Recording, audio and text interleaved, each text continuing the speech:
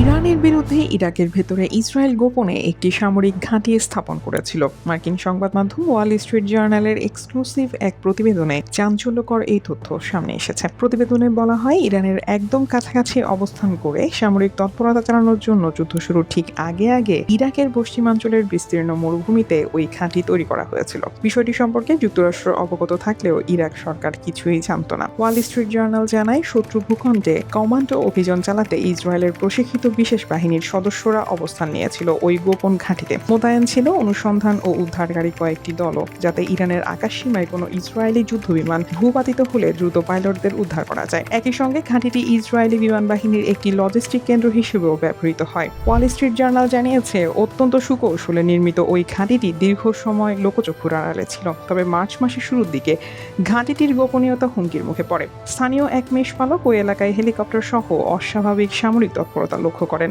তিনি দেখতে পান নিচু দিয়ে হেলিকপ্টার উঠছে এবং নির্জন এলাকায় সন্দেহজনক কর্মকাণ্ড চলছে। মেষপালকের দেওয়া তথ্যের ভিত্তিতে ইরাকি সেনাবাহিনী বিষয়টি খতিয়ে দেখতে উদ্যোগী হয়। ইরাকি সেনারা উচ্চ ক্ষমতা সম্পন্ন ও বহুমুখী অভিযানে ব্যবহারযোগ্য সামরিক যান হামভি নিয়ে ভোরের দিকে রওনা দেয় ওই এলাকার দিকে। এরপরই পরিস্থিতি উত্তপ্ত হয়ে ওঠে। পথিমধ্যে ইরাকি সেনাদের লক্ষ্য করে প্রচণ্ড গুলিবর্ষণ ও বিমান হামলা চালায় ইসরায়েলি বাহিনী। মূলত এই হামলার মাধ্যমে ইরাকি বাহিনীকে দূরে সরিয়ে রাখা হয়, যাতে তারা মূল ঘাঁটির হদিস না পায়। প্রতিবেদনে বলা হয়, ইসরায়েলের ওই বিমান হামলায় এক ইরাকি সেনা নিহত এবং 2 জন আহত হন।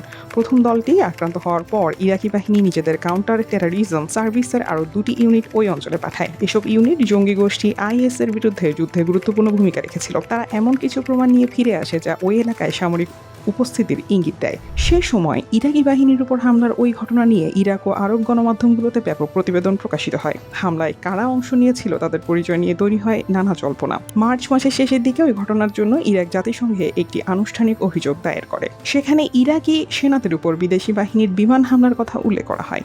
ইরাক প্রাথমিকভাবে ওই হামলার জন্য যুক্তরাষ্ট্রকে দায়ী করেছিল, তবে ওয়াল স্ট্রিট জার্নালের সংশ্লিষ্ট মার্কিন সূত্র নিশ্চিত করেছে ওই সুনির্দিষ্ট হামলায় মার্কিন বাহিনীর কোনো সম্পৃক্ততা ছিল না, বরং ইসরায়েলি বাহিনী ওই হামলা চালায়। বিশ্লেষকদের মতে, ইরানের মতো প্রায় 1000 মাইল দূরের একটি শত্রু দেশের বিরুদ্ধে আকাশপথে লড়াই করা সহজ কথা নয়।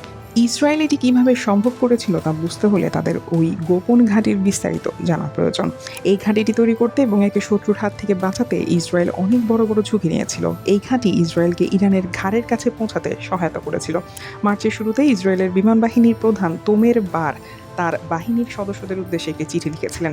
ওই চিঠিতে বার বলেন, সম্প্রতি বিমান বাহিনীর বিশেষ ইউনিটের যোদ্ধারা এমন কিছু বিশেষ মিশন পরিচালনা করছেন যা কল্পনাকেও হার মানাতে পারে। জনবসতিহীন ও বিশাল মরু অঞ্চল হওয়ায় পশ্চিম ইরাক গোপন সামরিক তৎপরতার জন্য উপযোগী এলাকা। অতীতে 1991 ও 2003 সালে সাদ্দাম হোসেন বিরোধী অভিযানের সময়ও যুক্তরাষ্ট্র একই অঞ্চল ব্যবহার করেছিল।